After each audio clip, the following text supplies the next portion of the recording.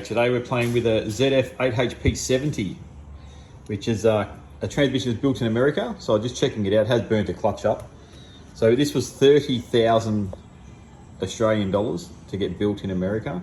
So they've done quite a good job. They've done what we do. They normally just have spun alloy drums like this. So they've hard anodized them like we do. So we hard anodize ours like this.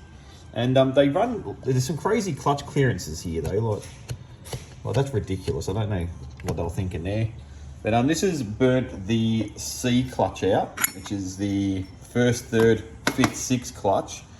I think the thing is they've tried to put too many frictions and steels in there.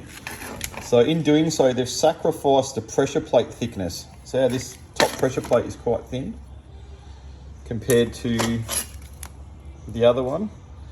So what happens is the piston pushes quite far out. You can see the mark there, and being too thin, it cones the pressure plate, so it doesn't push square anymore, and then it sends that same angle through the rest of the clutch.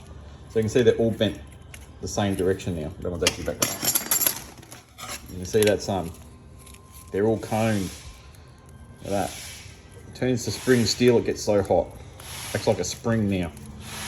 So never sacrifice pressure plate thickness by adding extra frictions. You're better off having thicker pressure plates and one less friction and steel.